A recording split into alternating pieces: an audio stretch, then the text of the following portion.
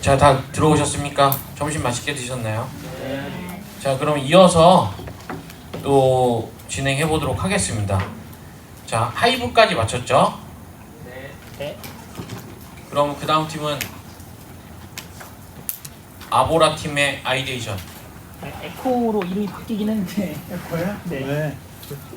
저희가 프로젝트가 에코예요. 네, 프로젝트가 에코입니다. 팀 이름은 아직도 안 바꿨어요? 팀 이름은 아보라 맞습니다. 전 별로 마음에 안 알아서 나와주세요 앞으로. 아주 보통의 라이프.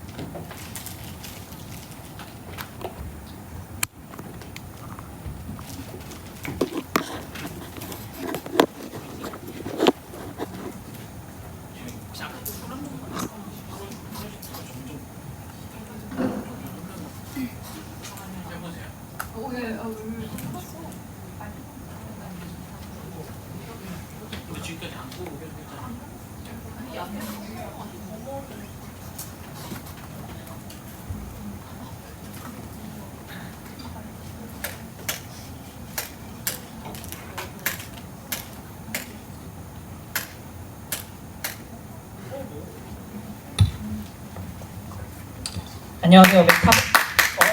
감사합니다.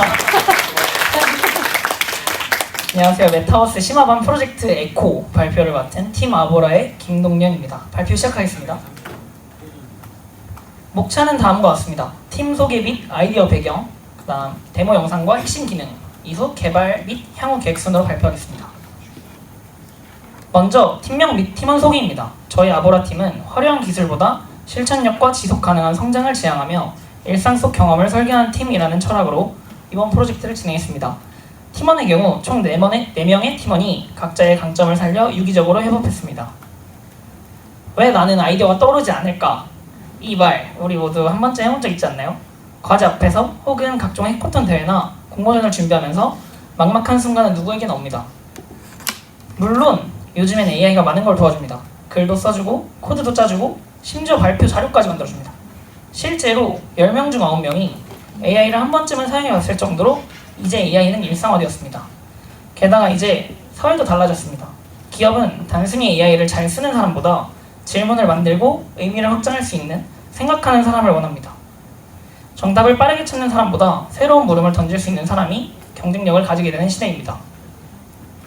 그런데 이상하게도 AI는 더 똑똑해졌는데 결과물은 점점 비슷해지고 아이디어는 평범해지는 것 같지 않으신가요? 그 이유는 질문력과 창의성이 있습니다. AI는 스스로 생각하지 않습니다. 질문이 있어야 답을 주고 답변 또한 생각의 확장보다는 요약과 정리에 국한되어 있는 경우가 많습니다. 이건 단지 기술의 한계가 아니라 사용자의 잠재력을 제한하는 구조입니다. 이러한 문제를 바탕으로 저희는 단순히 답을 주는 AI가 아니라 함께 질문하고 토론하고 아이디어를 발전시키는 AI 파트너를 만들고자 했습니다. 저희 서비스는 질문 하나로 끝나지 않습니다. 2명의 성격 다른 AI 아바타가 마치 팀원처럼 대화를 나누며 사용자의 아이디어를 다각도로 분석하고 때론 반박하고 함께 확장시켜 나갑니다. 사용자는 이 과정을 보며 내 아이디어가 어떻게 발전할 수 있는지, 어떤 방향으로 더 나아갈 수 있는지를 더 직관적으로 느낄 수 있습니다.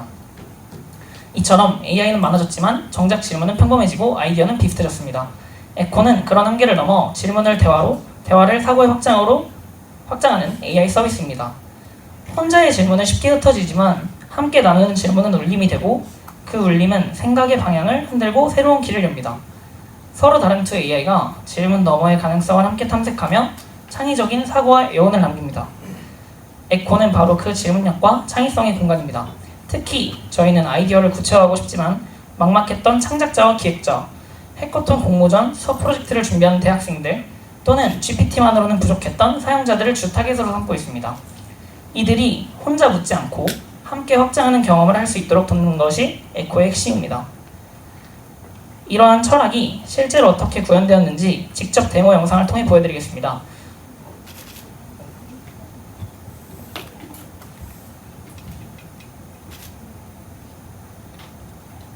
네, 우선 사용자는 저희 서비스에 처음 접속하게 될 경우 서비스에 대한 안내문을 읽고 입장합니다.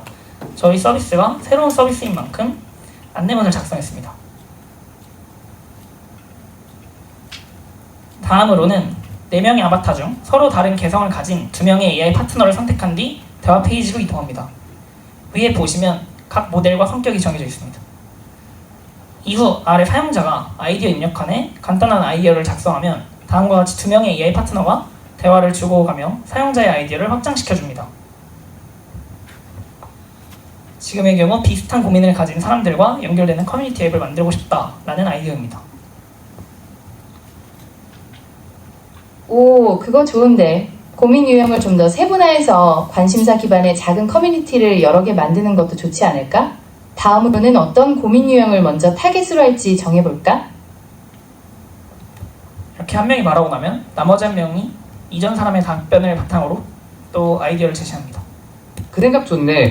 고민 유형을 더 세분화하고 관심사 기반의 작은 커뮤니티를 여러 개 만드는 건 효과적일 수 있어. 다양한 고민을 다루는 커뮤니티를 만들면 사용자들이 더 효과적으로 정보를 공유하고 소통할 수 있을 것 같아.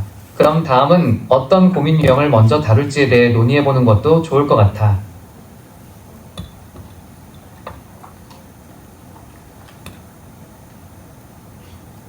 상균이 말처럼 세분화해서 접근하는 게 좋을 것 같아.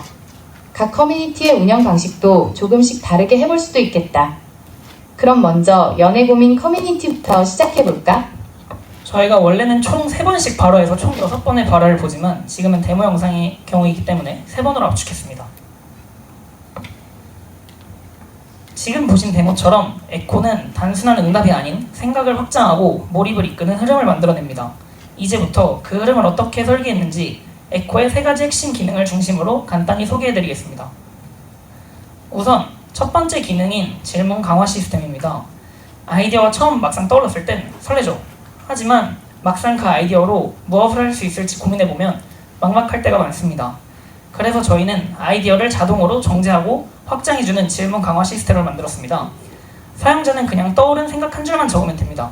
예를 들어 혼밥하는 사람들을 위한 자동 추천 식당 서비스라는 아이디어를 입력했다고 가정해보겠습니다. 그럼 저희 시스템은 다음의 3단계 절차로 이 아이디어를 강화합니다. 먼저 퍼플렉시티의 소나 모델이 해당 아이디어를 창업 컨설턴트의 시선에서 분석하고 더 구체적으로 논의 가능한 형태로 바꿔줍니다. 이처럼 혼밥 추천이라는 막연한 아이디어가 개인화 추천 강화, 신뢰도 확보, 커뮤니티 기능 추가 등 구체적인 전략 항목들로 변환됩니다. 이어서 위 분석 내용을 기반으로 핵심 키워드를 추출하고 사전에 정의된 카테고리를 기준으로 자동 분류됩니다. 이 키워드는 이후 AI 아바타 대화의 논점이자 카테고리 필터링에도 활용됩니다. 마지막으로 소나는 외부 지식을 기반으로 해당 아이디어의 시장 가능성과 트렌드 분석 요약을 생성합니다. 이처럼 사용자는 따로 조사하지 않아도 시장과 기술 방향을 파악할 수 있게 됩니다. 이 3단계만 거치면 처음엔 막연했던 한 줄짜리 아이디어가 구체적인 질문, 핵심 키워드, 시장 데이터 요약을 담은 논의 가능한 형태로 확장됩니다. 그리고 이 질문은 곧바로 AI 아바타들의 대화의 출발점이 됩니다. 두 번째 기능입니다. 다중 AI 상호작용 기능입니다. 우리가 아이디어를 떠올리면 그 다음엔 항상 이런 생각이 들죠. 근데 이거 진짜 괜찮은 아이디어일까? 실제로 만들 수 있을까? 이럴 땐 혼자 고민하는 대신 다양한 팀원의 도움을 빌리는 것이 도움이 됩니다. 에코는 가상의 팀원들과 함께 생각할 수 있는 환경을 제공합니다. 에코에는 서로 다른 관점을 가진 4명의 AI 팀원이 있습니다. 감성적인 전략가 채영, 객관적인 분석가 상균, 본질을 꿰뚫는 탐색자 동련, 빠르게 실행하는 실천가 정민. 이들은 사용자의 질문을 다각도로 분석하고 각자의 시선으로 아이디어를 보완하고 확장시켜줍니다. 사용자는 4명 중 2명의 AI 아바타를 직접 선택하여 총 3라운드의 대화를 시작하게 됩니다. 이 구조는 단순한 Q&A가 아닌 진짜 회의 시뮬레이션을 하는 구성입니다. AI 아바타들은 다음 3단계로 대화를 이어갑니다.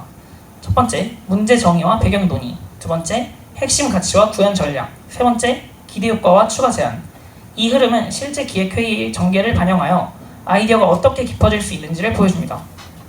각 라운드마다 아바타의 발화 방식은 다음과 같습니다. 첫 번째로 서로의 말에 반응하고, 두 번째로 자신의 의견을 간결히 덧붙이며, 세 번째로 다음 생각을 유도하는 질문으로 이어집니다. 이처럼 단답형이 아니라 사고가 연결되는 구조이기 때문에 사용자는 마치 옆에서 팀 회의를 듣는 듯한 몰입감을 느끼게 됩니다. 여러분, AI가 답변을 생성하고 말하는 건 이제 당연한 시대입니다. 하지만 저희는 그 말을 보여주는 것에 집중했습니다.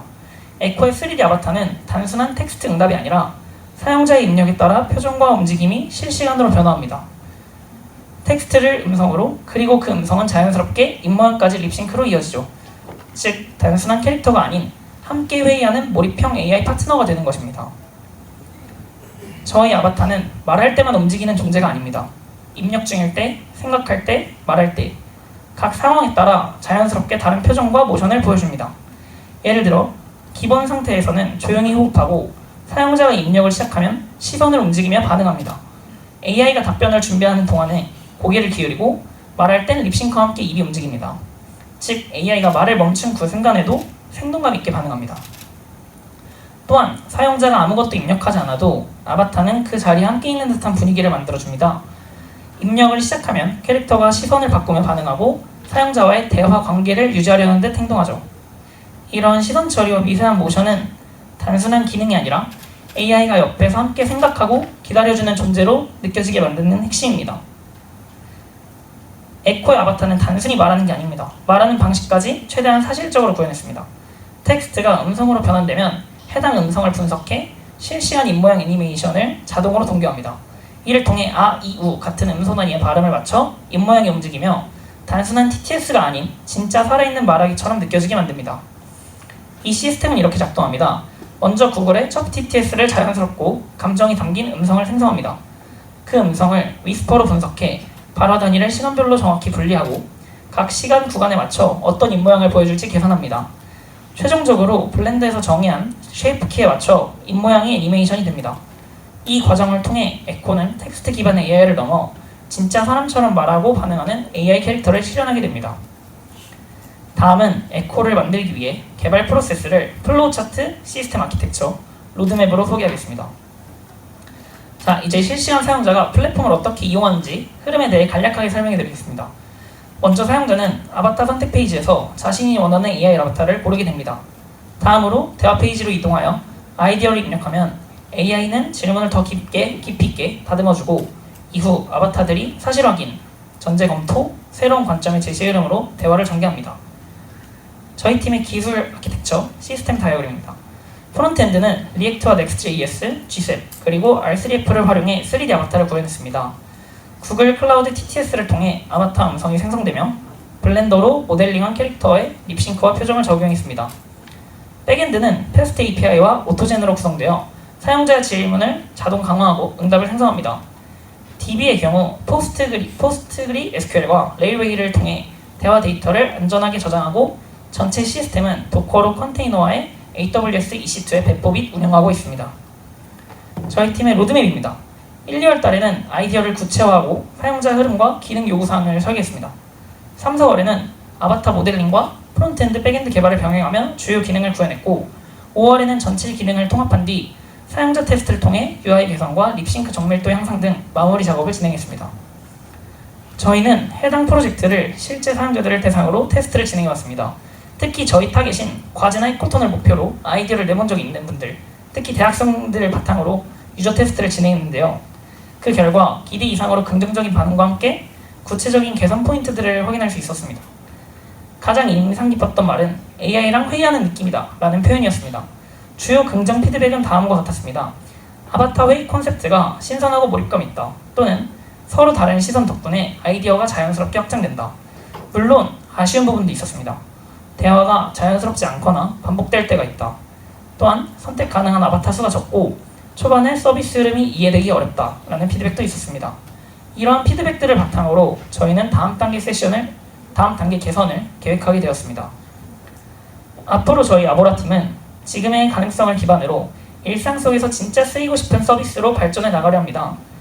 특히 사용자들이 가장 많이 언급한 부분부터 개선할 예정입니다. 아바타의 다양성 및 확장성, 대화 품질 향상을 시작으로 아바타의 개성과 대화의 자연스러운 개선, UX, UI 및 사용 흐름, 음성 품질 및 감정 표현 등 다방면으로 확장해 가겠습니다. 우리는 이제 AI를 단순히 빠르게 답을 찾는 도구가 아니라 함께 생각하고 아이디어를 키워주는 팀메이트로 바라봐야 합니다. 저희 서비스는 사용자에게 이렇게 말합니다. 막막한 아이디어가 떠올랐다면 이제 혼자 고민하지 마세요. 저희는 단순한 Q&A가 아닌 질문을 함께 정제하고 함께 브레인스토밍하는 AI를 만들고 있습니다. 창작자든 기획자든 누구든 고립된 고민에서 벗어나 곁에 있는 디지털 동료와 함께 아이디어를 확장할 수 있는 경험. 그게 저희가 만들고 싶은 AI입니다. 그리고 이 모든 시작은 좋은 질문을 함께 만드는 것에서 시작됩니다. 이상 발표 마치겠습니다. 혹시 질문 사항이 있으면 질문해 주시면 받겠습니다.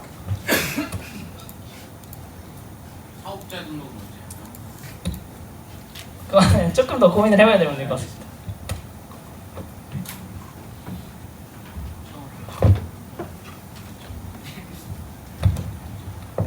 예, 수고하셨습니다.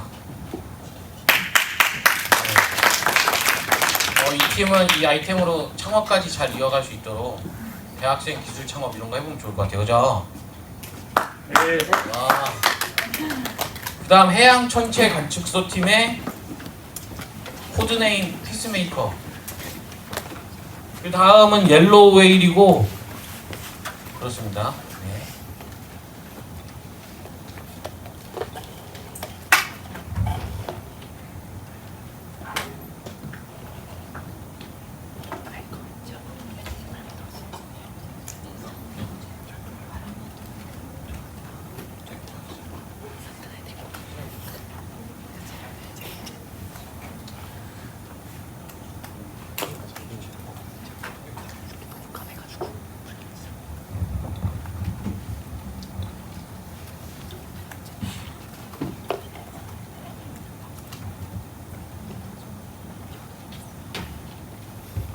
네, 그러면 발표 시작하도록 하겠습니다.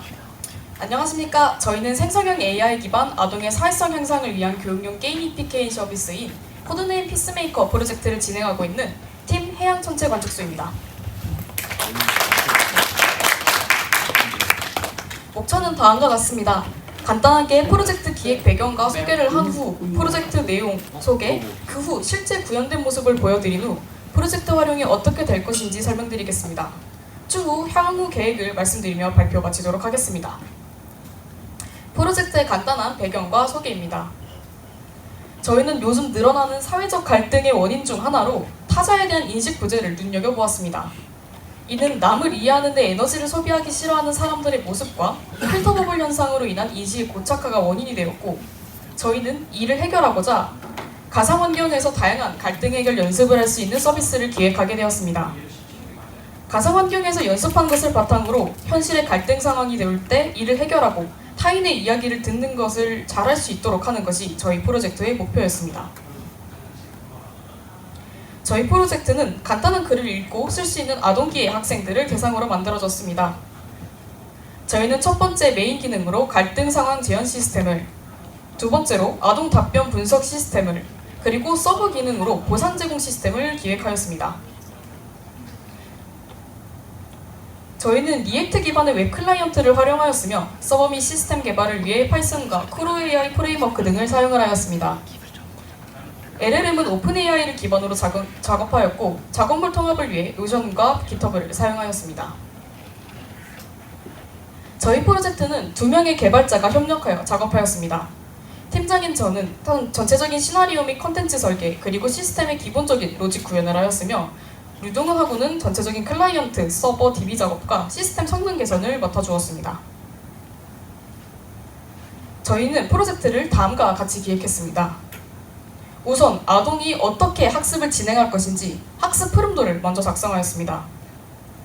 그리고 이 학습 흐름도에서 각 단계에 맞게 페이지에 나눠 기능을 할당하였습니다.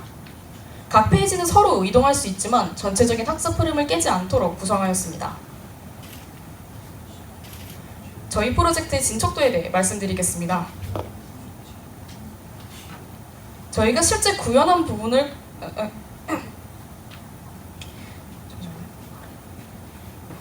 클라이언트 요소도 처음 기획한 만큼 구현이 전부 완료되어 있는 상태이며 시스템 부분도 현재 전부 구현이 완료되었습니다. 그렇다면 저희가 실제 구현한 부분을 클라이언트 구현 부분과 시스템 부분으로 나누어 설명드리겠습니다. 먼저 클라이언트 부분입니다. 첫 메인 페이지는 다른 메인 페이지로 이동하는 기능과 과거 기록을 열람할 수 있는 시스템을 배치하였습니다. 두 번째 페이지에서는 다른 페이지로 이동하는 기능 그리고 아동이 직접 학습을 시작할 수 있는 NPC를 배치하였습니다. 세 번째 페이지에선 아동의 답변 결과를 확인할 수 있는 NPC 그리고 보상을 받을 수 있는 NPC가 배치되어 있습니다. 그렇다면 아동이 어떤 흐름으로 해당 서비스를 접하게 되는지 설명드리겠습니다. 먼저 브리핑 페이지가 나옵니다. 이 페이지는 갈등 상황의 간략한 설명 그리고 NPC의 성격 키워드 등을 알려주면서 아동이 앞으로 갈등 상황이 어떻게 전개될지 한번 유추해 볼 수 있도록 만들었습니다. 그 후에는 본격적인 갈등 상황을 연출합니다. 실제로 두 캐릭터가 싸우는 과정을 확인하며 아동이 갈등 상황을 스스로 인지할 수 있게끔 만들었습니다. 갈등 상황을 모두 확인했다면 아동은 갈등 상황을 얼마나 잘 인지하고 있는지 상황 인식에 대한 질문을 답하고 그 후 갈등 해결을 어떻게 할 것인지 갈등 해결 방법에 대한 질문에 답을 하게 됩니다. 학습이 끝나고 나면 아동이 갈등 상황을 얼마나 잘 이해했고 어떠한 해결 방법으로 죄송합니다.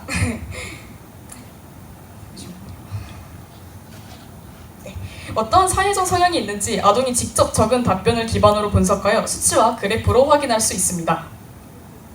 학습의 마지막으로 아동이 쓴 답변에 따라 달라지는 편지 형태의 보상을 제공함으로써 아동이 계속해서 학습을 이어나갈 수 있도록 하였습니다.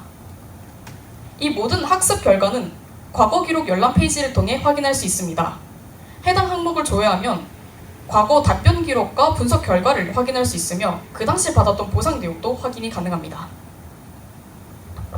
네, 다음으로 시스템 구현입니다.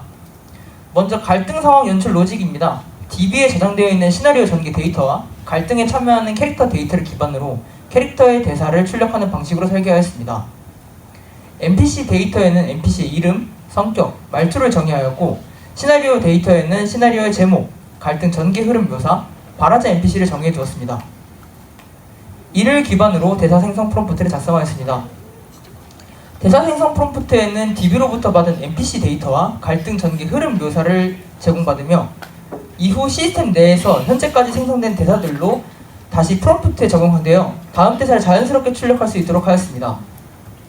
대사가 전부 생성되면 대사와 발화자 NPC 이름을 JSON 형식으로 클라이언트에 전송하며 이와 동시에 해당 데이터를 DB에 저장합니다. 저희는 해당 시스템의 성능 개선을 위해 기존에 사용하던 무료 API인 구글의 젠마2를 오픈AI의 GPT-4 미니로 변경하였습니다. 이로 인해 더욱 자연스럽고 생동감 있는 대사를 출력할 수 있게 되었습니다. 다음으로 답변 분석 시스템입니다. 먼저 시스템 구성을 설명하기 이전에 저희가 사용한 프레임워크인 크루AI에 대해 간략히 설명해 드리겠습니다. 크루AI란 기본적으로 LLM 기반의 AI 에이전트 시스템을 구축하기 위해 사용하는 프레임워크로 크게 에이전트, 태스크, 크루로 나뉩니다. 먼저 에이전트는 LLM의 역할을 정의하는 함수입니다. 다음으로 태스크는 에이전트들이 해야 할 작업을 정의하는 함수이며 마지막으로 크루는 에이전트에게 태스크를 할당하고 정의하는 집합체입니다. 해당 프레임워크를 이용하여 저희는 상황 인식 분석 시스템과 갈등 해결 분석 시스템을 만들었습니다. 먼저 상황 인식 분석 시스템입니다. 각각 갈등 대상, 갈등 주제, 갈등 전개 양상을 답변으로 받아 정답 데이터와 비교하였습니다. 이를 시스템 내 LLM에서 답변과 정답을 비교 분석하여 해당 답변이 정답인지 표기하도록 하였고 각 문항별 난이도에 따라 점수의 가중치를 두었고 이를 부분 점수화하여 총점을 매길 수 있도록 하였습니다. 다음으로 갈등 해결 방법 분석 시스템입니다. 아동이 갈등에 대한 해결 방법을 제시하면 각 답변을 기준 답변과 비교하여 유사적 평가를 진행합니다. 그 후 나온 결과를 기반으로 가중치를 더해 이타성, 적극성, 자기주장, 자기억제, 공감 항목을 수치로 도출하도록 하여 그래프로 표기할 수 있도록 하였습니다. 이에 대해 DB에는 시나리오 제목, 상황 인식 분석 시스템에서 활용할 정답 기준과 그리고 해결 방법 분석 시스템에서 비교할 기준 답변이 정의되어 있습니다. 기준 답변은 초등학생의 사회적 갈등 장면에서의 사회적 문제 해결 전략의 발달이란 논문에서 아동의 문제 해결 전략을 측정하기 위한 설문지를 기반으로 작성하였습니다. 또한 시나리오의 갈등 전개 흐름도 해당 논문에서 제공되는 상황을 기준으로 재구성하였습니다. 저희는 아동의 해결 방식이 해당 설문지에서 제시되는 해결 방식과 얼마나 유사한지를 비교하는 방식으로 시스템을 구축하였습니다. 다음으로 에이전트 정의 파트입니다.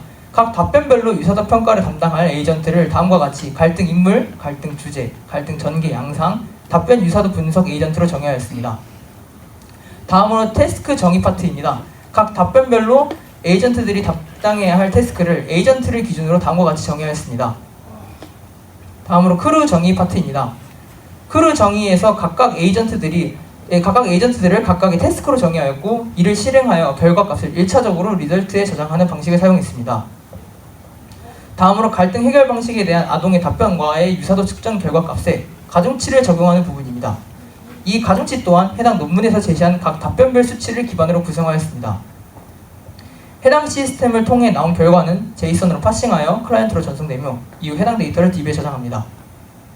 저희는 해당 시스템의 성능 개선을 위해 파이썬에서 제공하는 병렬 처리 도구인 스레드풀 익스큐터를 활용하여 멀티스레딩 기법을 도입하였습니다. 이를 통해 기존에 순차적으로 처리되던 분석 작업을 멀티스레딩 기반의 병렬 구조로 전환함으로써 전체 작업 속도를 약 55% 이상 향상시키는 성능 개선을 이뤄냈습니다. 다음으로 보상 시스템 로직입니다. 보상 시스템도 크루 AI를 기반으로 구현하였으며 각 에이전트와 태스크에서 편지를 작성할 NPC의 정보와 대사 리스트 그리고 아동이 제시한 답변 정보를 기반으로 편지를 작성하도록 시스템을 구축하였습니다. 해당 시스템을 통해 만들어진 편지의 내용도 제이선으로 파싱하여 클라이언트로 전송되며 이 또한 DB에 저장됩니다. 네, 다음으로 시연 영상입니다. 제일 먼저 타이틀 화면에서 클릭을 하면 튜토리얼이 등장하게 되며 기본적인 조작법을 알려줍니다. 이를 통해 플레이어의 몰입감과 각 페이지 간의 이동 방법 등을 설명하여 원활한 플레이를 할 수 있도록 도와줍니다.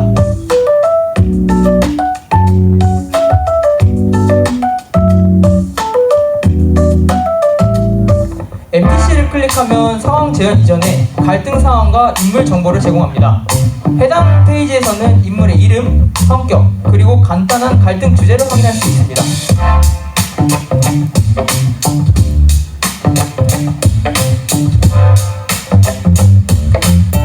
다음으로 상황 재현 버튼을 클릭하면 LLM을 이용하여 생성한 대사들을 출력하여 갈등 상황을 연출합니다.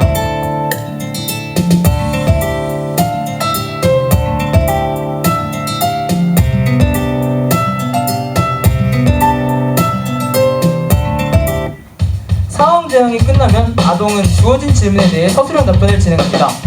해당 페이지에서는 상황 재현에서 이루어진 대화 내용을 로그 형식으로 확인할 수 있습니다. 답변 이후 분석 시스템을 통해 아동의 답변을 분석하고 해당 결과를 보고서 형식으로 제공합니다.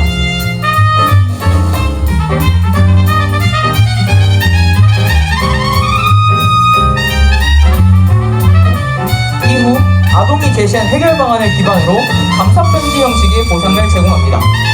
이를 통해 아동이 갈등 해결에 긍정적인 영향을 주었다는 피드백을 자연스럽게 제공하며 정서적 동기부여 효과도 함께 기대할 수 있습니다.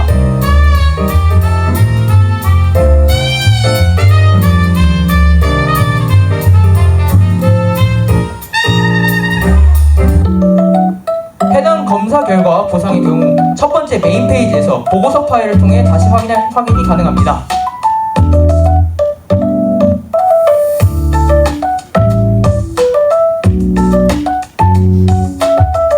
또한 기존의 답변과 보상 또한 해당 페이지에서 조회할 수 있습니다.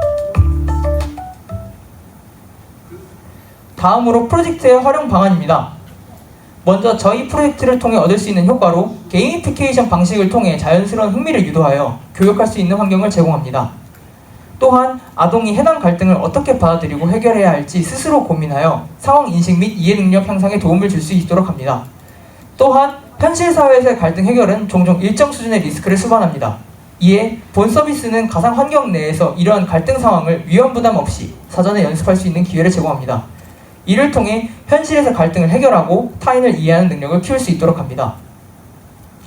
다음으로 기대 효과 및 활용 방안입니다. 해당 콘텐츠를 통해 사회적 지능 훈련 환경 제공, 논리적 사고 및 작문 능력 배양의 효과를 볼 수 있으며 해당 콘텐츠의 교육 분야 및 서비스 대상을 확대하여 맞춤형 교육을 제공할 수 있을 것으로 기대됩니다.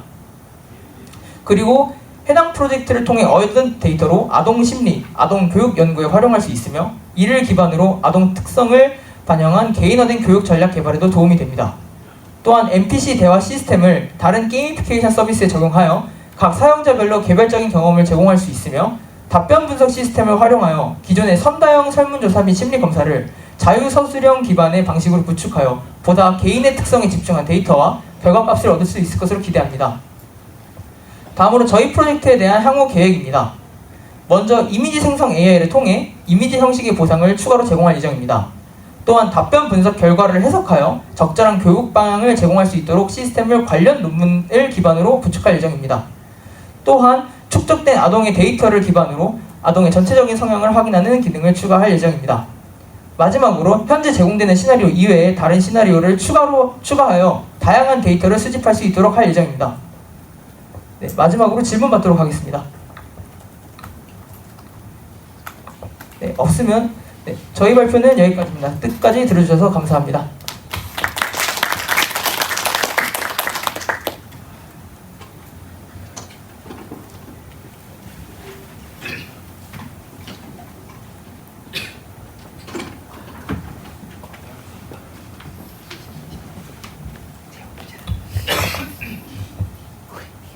해양 천체 관측소 발표 잘 들었고요. 그다음은 옐로웨이.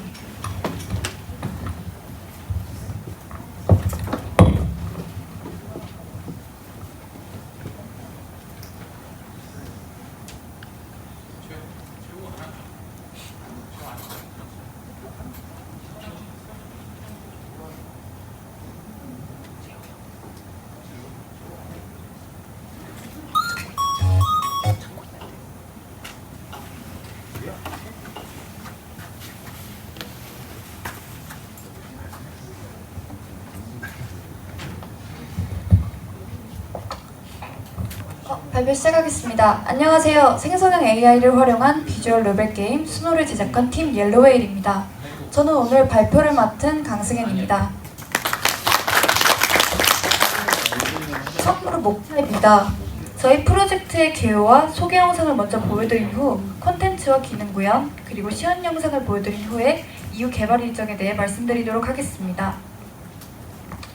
여러분 혹시 우울증에 대해 얼마나 알고 계신가요? 우울증은 생각의 내용, 사고 과정, 동기 등 전반적인 정신 기능이 지속적으로 저하되어 일상생활에도 악영향을 미치는 상태를 의미합니다. 건강보험공단에 따르면 대한민국 우울증 환자 수는 2020년에서 2023년까지 25% 증가하였고 연령대별 환자의 경우도 각 0세부터 9세의 경우 79%, 10대는 52%, 20대는 34%씩 2020년보다 증가한 모습을 확인할 수 있습니다. 이러한 우울증은 대인관계, 미래에 대한 불안감, 학업 스트레스 등 다양한 원인에서 시작되며 이는 식욕저하, 조울증, 집중력 감소, 극심한 경우 자살 시도까지 이어질 수 있습니다. 이러한 결과로 현재 우울증은 하나의 사회 문제로 대두되고 있습니다. 임상우울증학회는 성인 1,064명을 대상으로 우울증에 대한 한국인의 인식도 조사를 진행하였습니다. 감사합니다. 우울증 선별검사에서 양성 판정 509명 중 86.8%는 우울증 진료를 받은 적 없다 답했고 94%는 의사로부터 우울증 진단을 받지 못했다고 답변했습니다. 그리고 우울증이 의심되는 13.2%만 의사진료를 받았다는 것은 일반인들이 우울증은 있어도 잘 인지하지 못하며 우울감이 있어도 병원 진료를 받지 않는 경우가 많다는 것을 의미합니다. 또한 우울증에 대한 한국인의 인식이 상당히 낮다는 것을 알 수 있습니다. 그럼 왜 사람들은 우울증 진료를 피하려고 하는 것일까요? 크게 본인 스스로 해결할 수 있다고 판단하거나 비용 부담, 일상생활의 지장 우려, 주위의 부정적인 시선이 이유가 있었습니다. 추가로 설경인 정신건강의학과 전문의는 한국 사람들이 자기가 우울한 것에 대해 의심을 많이 하는 편이며 우울증을 스티그마, 즉 하나의 사회적 낙인으로 생각해 자기 자신이 우울증이라는 집단에 들어가는 걸 불편하게 생각하고 끊임없이 의심한다라고 의견을 밝혔습니다. 저희 프로젝트는 이러한 배경을 가지고 시작됩니다. 프로젝트 수노는 우울증 및 치료에 대한 인식 개선, 자신 및 주변에서의 우울증 초기 증상 인지, 우울증에 대한 관심 증가로 이런 기대 효과들을 가지고 기획하게 되었습니다. 저희 팀은 클라이언트인 저 강승현과 서버인 이혜진 하고 2명으로 구성되어 있습니다. 저는 전반적인 게임의 로직을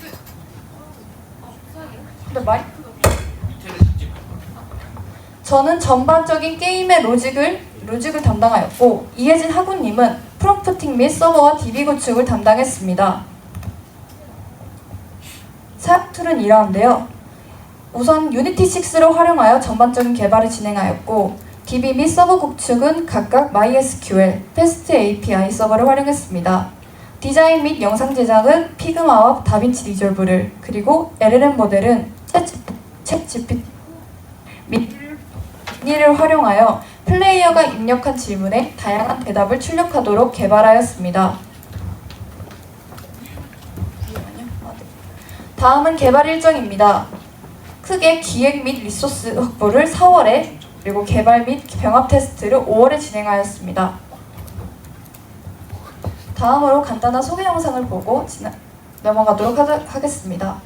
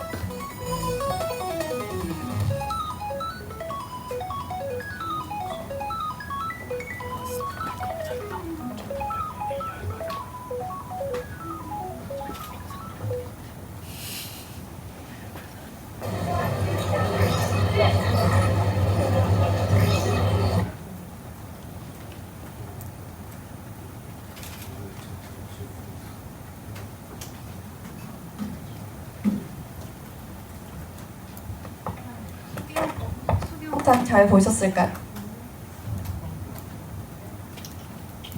다음으로는 콘텐츠 구성입니다. 처음 게임을 시작하여 플레이어가 데이원으로 진입하면 플레이어는 AI NPC인 수노와의 대화를 진행합니다. 플레이어가 질문을 입력하면 해당 질문에 수노가 대답을 하며 플레이어는 총 5번의 대화를 진행할 수 있습니다. 그리고 대화를 하면서 플레이어는 엔딩 분기점을 결정하는 호감도를 얻거나 잃게 됩니다. 호감도 조건은 프롬프팅을 해두어 조건에 맞게 추가되거나 차감됩니다. 대화를 마친 후에는 기억과 관련된 컷신을 보여주며 하나의 데이가 끝나게 됩니다. 플레이어는 총 7개의 데이를 마치면 호감도에 따라 분기가 지정됩니다. 호감도가 4에서 5 사이이면 해피엔딩을, 4 이하일 경우에는 배드엔딩을, 5 이상이면 히든 엔딩이 출력됩니다. 컷신의 경우 사건 및 기억과 관련된 컷신, 그리고 꿈속의 여자와 플레이어의 관계를 보여주는 컷신과 마지막으로 꿈속 여자의 독백을 보여주는 컷신 총 3개로 섹션이 구분되어 있습니다. 저희 프로젝트는 기존의 다른 우울증 컨텐츠와 달리 우울증을 겪는 당사자의 시점이 아니라 주변인의 시점에서 사건을 추적하는 방식으로 진행됩니다. 이를 통해 플레이어는 우울증의 초기 증상을 보다 객관적으로 관찰하게 되며 필요한 행동이나 대응에 대해 자연스럽게 인식할 수 있도록 유도합니다. 또한 우울증 당사자의 관점을 제시하여 플레이어가 우울증을 겪는 사람들에 대한 정서적 공감 및 인지적 이해를 높이고 간이 자기 진단을 해볼 수 있습니다. 다음으로는 기능 구현 부분입니다. 저희는 크게 대사, 발화자를 JSON 형식 파일로 패스트 API 서버에서 저장 및 불러오기로 대화 시스템을 구현했습니다. 우선 DB를 불러오고 라우터 파이썬 파일에서 서버와 LLM을 연결합니다. GPT-4 미니를 불러오며 미리 작성해둔 프롬프트도 같이 전달합니다. 그리고 해당 상자 부분은 프롬프트 내용입니다. LLM 프롬프팅의 경우 LLM이 NPC 수노의 역할을 할 수 있도록 사건의 진상, 수노의 성격, 목적 및 호감도 평가 지수, 그리고 대답 어투나 엔딩 트리거를 설정하고 작성합니다. 여기 하단의 이미지는 GPT만 알아야 되는 진실, 그리고 오른쪽에는 호감도 조건표로 되어 있어서 호감도가 오르거나 차감되는 조건을 작성해 두었습니다. 그리고 왼쪽을 보시면 수노에 대한 설정 값들이 프롬프팅 메시지로 들어가 있고요. 그리고 오른쪽 부분에는 첫 번째로 응답 규칙, 그리고 엔딩 조건, 그리고 수노가 저한테 대답을 출력하면서 지켜야 될 규칙들을 조건으로 넣어두었습니다. 다음으로 시연 영상입니다.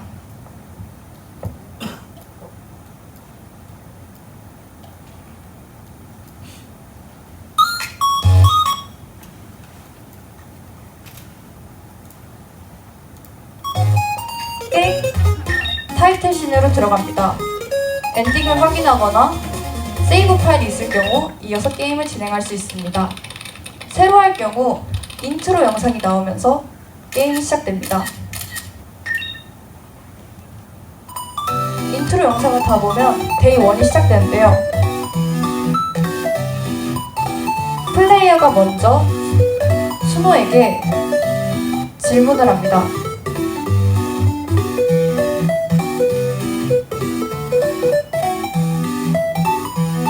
그럼 수노는 그에 맞춰서 대답을 하고 조건에 맞게 호감도가 증가되거나 차감됩니다.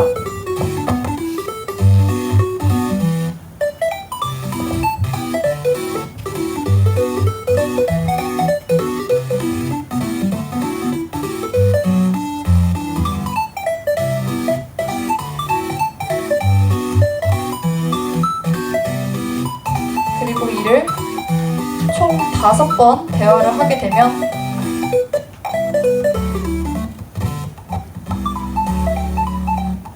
마지막 다음 날로 넘어가도록 설정이 되어 있습니다.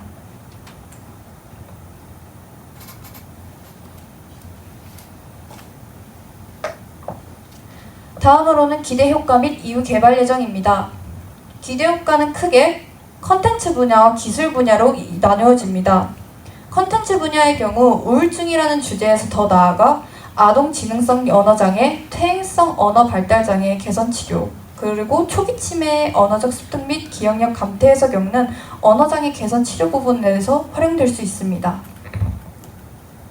기술 분야의 경우 생성형 AI NPC 활용으로 게임의 다양한 플레이 및 자유도 증가, 그리고 NPC가 플레이어 실력과 진행 속도에 맞춰 힌트 빈도나 강도를 조절하여 개인 맞춤형 플레이를 제공할 수 있습니다.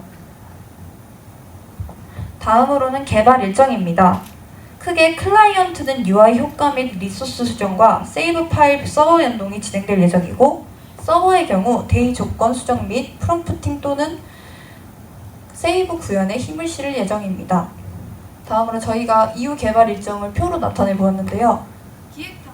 기획 당시 AWS 서버 구축에는 시간과 비용 같은 장애물이 많다고 판단하여 로컬 서버에서 앱을 구동시키는 걸 선택했습니다. 이 부분에서 큰 아쉬움을 느껴 디벨롭 과정 때 AWS 서버를 구축하여 다양한 환경에서도 개발이 진행되도록 할 예정입니다. 또한 추가적으로 리소스 제작이랑 UI 수정을 진행하면서 서버 부분에서 AI가 부정적인 언어를 감지할 경우 그에 맞춰 NPC의 표정이나 행동 스프라이트를 출력하는 기능도 추가할 예정입니다. 다음으로는 저희가 참고한 참고 문헌들이고요. 질문을 받고 발표 마치도록 하겠습니다. 감사합니다.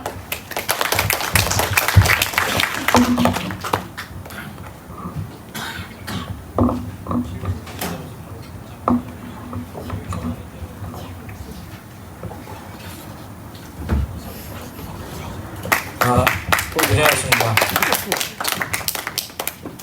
그러면 모두들 고생 많으셨고요. 그 마지막으로 너무나 이렇게 좋은 프로젝트들이 저희가 기술을 해서 계속 나오는데 조금 안타까운 거는 그런 거예요. 이게 좀 고도화가 돼서 사실 저희가 짧은 시간이잖아요, 그죠? 여러분들 교육 시작하고 방학 때는 시간 너무 많다, 길다, 언제 끝나나 이런 생각했을 수 있지만 그 마지막이 돼가면은 아시죠? 어느 순간 마감이에요. 이게 왜 마감이지? 하면서 우리가 또 주말에만 하다 보니까 한 달 남았는데 이렇게 하는데 사실 작업 날짜는 한 8일 남은 거죠, 그죠?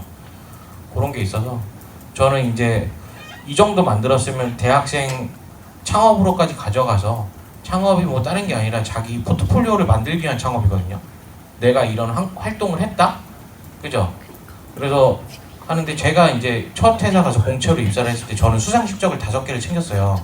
내 딸은 잘했다 생각했는데 내 다음에 동기는 그걸 만들어서 창업을 했더라고요. 근데 걔가 돈을 막 대박을 벌고 이런 게 문제가 아니라 그러면 그 넥스트 스텝을 밟아서 더 많은 경험을 한 거예요. 그래서 대학생인데 그렇게 해서 자기가 CD에다가 게임 컨텐츠를 구워가지고 게임쇼 이런 데서 사업자 등록해서 부스 설치해서 다 판 거예요. 일일이 포장 자기네들이 해갖고. 근데 그 과정에서 잘 모르잖아 어떻게 하는지. 삽질을 하면서 경험을 한 건데 5명에서 해서 2천만 원이 남았대요, 1년 동안. 그럼 사업 완전 실패잖아요. 5명 1년 연봉이 400만 원 나온 거잖아요. 근데 학생 때는 괜찮다 이거죠. 그걸로 이제 졸업여행으로 유럽 배낭여행 갔다 왔다 그러는데 저는 안 타고 나도 이 정도까지 공모전 할 거였으면 좀 더 가서 이걸로 해서 좀 도전해볼 거예요. 스토어 등록해볼 거예요. 이런 생각이 좀 드는 거죠. 그리고 많은 친구들이 자소서에 쓸 내용이 없어요 그러는데 창업을 했다가 쓰는 게 아니라 여러분들이 그 과정에서 자소서에 쓸만한 스토리와 경험이 나옵니다. 거기서 했던 고생이. 그래서 뭐 얘기를 드린 거고, 그래서 고도화가 좀 아쉬운 것 같아서 앞으로 좀 그런 게 챙겨졌으면 좋을 것 같고요. 여러분들 대체로 고생 많으셨고 지금 부족하다는 게 아니라 넥스트 스텝에 대한 고민을 저희가 좀 할 때가 되긴 한 것 같습니다. 현재까지는 되게 잘하셨어요. 발표하시려고. 그리고 오늘의 이제 특별 발표자 우리 김재호 마지막 발표입니다. 그 마지막으로 박수로 해주시고, 혹시 이후에 감독님 저희 또 할 게 있나요? 촬영이나? 아니 그건 없고 아까 뭐 저기 판넬에서 사진 찍는 게 남긴 남았는데 안 찍은 팀들은 판넬 사진 하나씩 찍으면 좋을 것 같아요. 예, 들으셨죠? 마지막 발표 주자인데 끝나고 저희 여러분들 팀 프로젝트 판넬이 뒤에 설치되어 있어요. 아세요? 거기 앞에서 다 기념사진 하나씩 남기고 가시는 거예요. 아시겠죠? 네, 알겠습니다. 그럼 마지막 발표 진행해 주세요.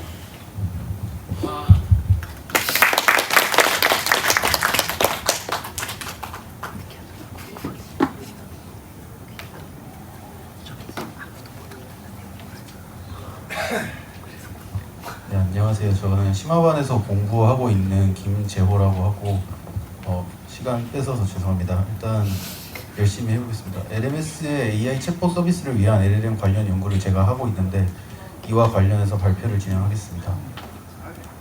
목차로는 배경하고 AI 챗봇을 위한 LLM 관련 연구 두 챕터로 나누어서 진행을 할 거고 두 번째 섹션을 위해서 이제 배경으로 레그랑 소프트웨어 시스템 아키텍처에 대해 먼저 말씀드리겠습니다. 레그는 사용자의 프롬프트를 LLM에 바로 입력하는 것이 아니라 먼저 검색을 통해서 LLM의 답변을 증강하는 것을 의미합니다. 그래서 간단히 말하면 검색과 생성이 결합된 시스템을 레그라고 합니다.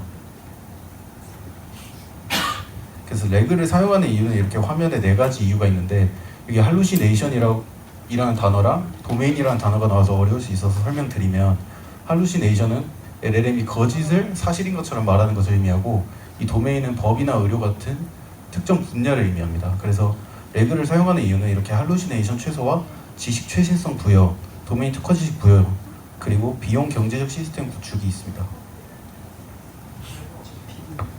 다음으로 AI 기능을 포함하는 소프트웨어의 시스템 아키텍처에 대해 설명드리겠습니다.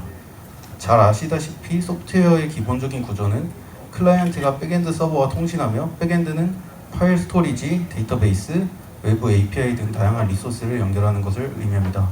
여기서 주목해야 할 부분은 저기 인퍼런스 서버라고 추론 서버가 API로 구축이 되어 있는데, AI 기능이 포함된다는 것은 결국 AI 모델을 사용한다는 것을 의미하며, 이러한 모델은 연산량이 크기 때문에 상당 부분 GPU 리소스에 의존하게 됩니다. 따라서 GPU가 탑재된 별도의 서버를 구성하고 해당 서버의 API를 구축하여 백엔드 서버가 이를 호출하는 방식으로 시스템 아키텍처를 통합하게 됩니다. 이제 배경을 설명드렸고 개요를 말씀드리겠습니다. AI 챗봇을 위한 LLM 관련 연구의 개요인데요. 기존의 학습관리 시스템은 몇 가지 구조적인 한계를 가지고 있었습니다.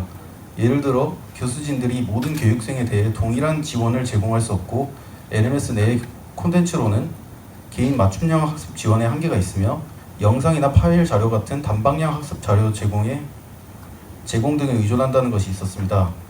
특히 지식 기반의 질이나 소프트웨어 개발과 관련된 복잡한 문제에 대해서는 적절한 피드백이나 가이드를 제공하지 못하는 경우가 많습니다. 그래서 여기에서는 강사님들과 멘토님들의 지원이 사실 더 필요한데, 그래서 물리적인 한계가 더욱 부각되게 됩니다. 이러한 문제의식을 바탕으로 본 연구는 LMS 환경의 대규모 언어 모델 기반의 AI 챗봇을 통합하여 개발 지식에 대한 정제된 응답을 제공하고 학습자의 능동적인 문제 해결을 지원하는 것에서 진행되었습니다. 제가 조사한 내용 몇 가지를 말씀드리겠습니다. 스택 오버플로우라는 개발자 커뮤니티가 있는데, 이곳에서 2024년에 설문조사를 수행한 바에 따르면 전체 개발자의 약 75% 정도가 AI 도구를 활용하고 있는 것으로 나타났습니다. 이들이 AI 도구를 사용하는 주된 이유로는 생산성 향상, 합숙 속도 증가, 그리고 작업 효율성 개선이 꼽혔습니다. 저는 이 요소 중에 학습 속도 증가에 주목했습니다. 또 GitHub의 AI in Software Development 2024에 따르면 설문 참여자의 97% 이상이 직장에서 AI 코딩 도구를 사용해 본 적이 있다고 답했습니다. 또 설문 참여자의 71% 정도는 AI 도구를 사용하면 새로운 프로그래밍 언어를 배우거나 기존의 코드를 이해하기 더 쉬워진다고 답변했습니다. 이런 배경에서 저는 학생들에게 개인 맞춤형의 최적화된 답변을 제공하는 레그 기반의 LLM 서비스를 개발하고자 하였습니다. 시스템 아키텍처입니다. 왼쪽에 서버 1이 있고 오른쪽에 서버 2가 있습니다. 오른쪽에 서버 2가 배경에서 말씀드린 추론 서버입니다. 이 추론 서버의 디파이라는 플랫폼과 올라마라는 LLM 실행 도구를 통해 레그 시스템을 구축하였고, API를 통해 백엔드 서버가 호출하여 사용하도록 설계하였습니다. 앞선 팀들의 대부분의 발표에서 AI 기능은 클라우드 서비스를 통합하는 방식으로 많이 활용한 것 같은데, 저는 로컬에서 사용할 수 있도록 설계하였습니다. 사용자의 관점에서 설명드리면, 사용자가 먼저 프롬프트를 입력하면 엔진X를 서버로 하는 앵귤러 어플리케이션이 요청을 받고, 이를 익스프레스를 서버로 하는 네스트.js 백엔드로 보내주게 됩니다. 백엔드에서 보안이나 유효성 검증이 1차적으로 이루어지고, 이후 추론 서버로 데이터를 넘겨줍니다. 이제 LLM이 프롬프트를 받아서 추론을 수행하고 응답을 생성하면 다시 백엔드, 프론트엔드 사용자 순으로 데이터가 반환됩니다. 다음으로 레그 기반 네스트.js 공식 문서 참조에 대해 설명드리겠습니다. 개발자들에게 공식 문서는 일종의 사용 설명서입니다. 여기서 해당 도구를 사용하여 개발하는 방법이 상세히 적혀있기 때문에 개발자들에게 매우 중요합니다. 저는 여기에서 아이디어를 얻어서 LLM도 공식 문서를 참조한다면 더 나은 개발 관련 응답을 생성할 것이라고 판단했고, 네스트.js 공식 문서를 데이터 소스로 사용하는 연구를 수행했습니다. 이 슬라이드는 제가 레그의 검색기를 구축한 절차입니다. 왼쪽에 개발자가 저라고 생각하시면 되고, 오른쪽에 DB가 검색기라고 생각하시면 됩니다. 그래서 데이터 수집, 데이터 정제, 인베딩 모델 선정, 인베딩, 인덱싱 순서로 진행하였습니다.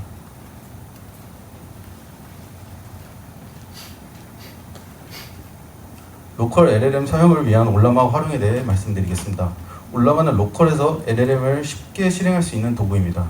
시스템 아키텍처에서 말씀드렸던 플라스크 서버에서 올라마를 LLM 제공자로 지정하여 로컬 LLM을 더욱 풍부하게 활용할 수 있습니다. 화면에 보시면 LG X-OUT 모델을 올라마 명령어로 받아본 뒤 LLM 모델로 등록하는 장면을 보실 수 있습니다. 그래서 이 슬라이드 왼쪽에 시연 영상을 담아왔고 오른쪽에 화면에 있는 것은 GPU 사용량입니다. 그래서 챗봇에 프롬프트를 입력하면 GPU 사용량이 97% 정도 오른 것으로 확인하실 수 있습니다. 그래서 여기 Nest.js의 프로젝트 구조를 보여달라는 프롬프트를 넣었고 X-OUT 모델이 굉장히 상세하게 설명하는 것을 보실 수 있습니다. 이렇게까지 상세할 수 있는 이유는 Nest.js의 공식 문서를 참조하였기 때문에 이렇게까지 상세할 수 있는 것입니다.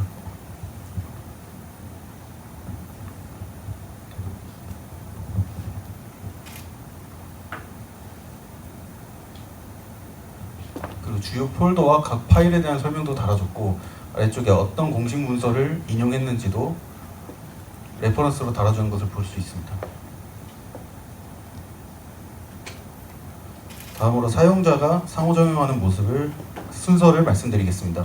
먼저 사용자가 쿼리를 입력하면 해당 쿼리가 인베딩되고 유저도 계산을 통해 문서를 검색하고 그것을 쿼리와 함께 LLM에 입력하여 응답을 생성한 뒤 사용자에게 반환해주게 됩니다.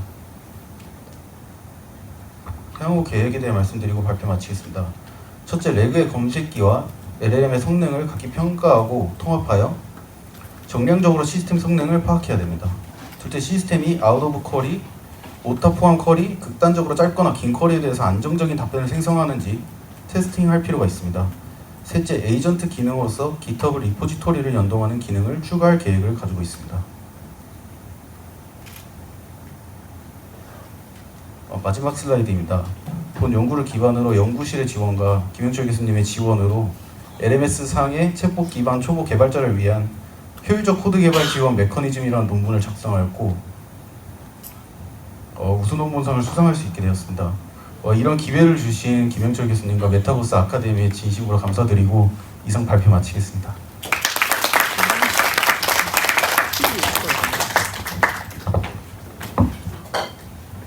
질문 있으시면 질문 받겠습니다.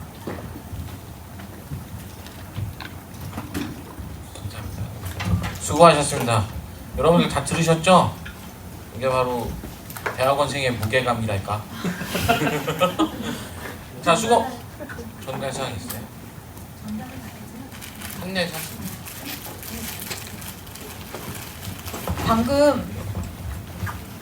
방금 이제 김재호 학생이 스마트 미디어 학회에 가서 학술대회 논문을 발표를 했습니다.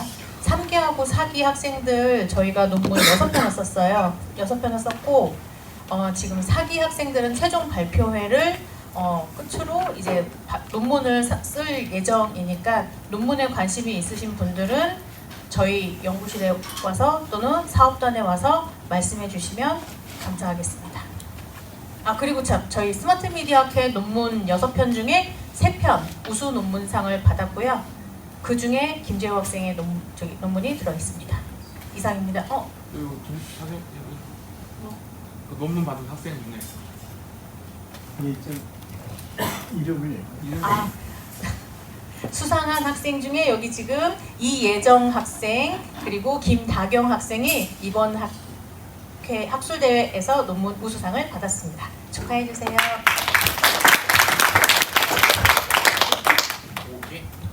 그리고 5기 절찬리 모집 중입니다. 절찬리. 지금 난 이번에 좀 아쉬웠다 하는 친구들 기회 되면 재수강 가능하니까 다시 한번 얘기해 주시고, 여러분 아시다시피 제가 좀 고민되면 빨리 지원을 해놓으라는 이유는 저희가 기숙사 사용 인원은 특히나 되게 금방 보고해요. 그래서 방이 빨리 픽스 나거든요. 그럼 나중에 하면은 먼저 들어간 인원이 저 못하겠어요 빠질려 이게 나올 때까지 기다리는데 그 텀이 되게 애매하잖아요. 여러분들 그 7월 대전하는데 나는 이미 짐 싸서 그럼 집에 가버렸는데 애매해지잖아요. 그래서 그런 겁니다. 그래서 그렇게 해주시고, 또 심화반은 말씀드렸다시피 논문이나 창업같이 특별활동 위주로 할 거라서 같이 한번 관심 있는 친구들, 또 심화반이 아니어도 사실 창업해도 상관없어요. 제가 이제 언리얼 관련 과정이나 메타버스 관련 과정을 올해 해도 한 5클래스, 이거 여기 홍대 외에 4-5클래스를 하게 되는데, 여기저기 출강을 가보면 에픽스토어나 앱스토어 런칭을 목표로 하는 친구들이 꽤 있어요. 그러니까 이게 망하든 죽이 되든 밥이 되든 우리는 그냥 스토어에 올려보자. 그럼 뜨잖아요. 그럼 검색하면 그 앱스토어 올라온 거 스샷 찍어놓는 거지. 그리고 내 포트폴리오 파일에 이렇게 첨부를 해요. 그리고 세상은 되게 가혹해서, 여러분 플레이스토어 있죠? 안드로이드 스토어. 여러분들이 500위 안에 들지 않으면 그 게임 명칭을 검색창에 정확히 입력해도 뜨지 않습니다. 구글이 안 찾아줘요. 여러분은 분명히 등록을 했는데 안 찾아줘. 그렇습니다. 근데 이제 어쨌든 좋은 경험 하시길 바라고. 자, 아까 판넬 앞에서 팀 사진 못 찍은 팀 손 들어보세요. 판넬 앞쪽에 가서 대기하시면 되고, 자, 그 다음 교수님 마지막으로 한 말씀 하시죠. 예. 그럼 다들 수고 많으셨고, 수료식 때 뵙겠습니다. 수료식 날 수료증 배부랑 시상식 있습니다.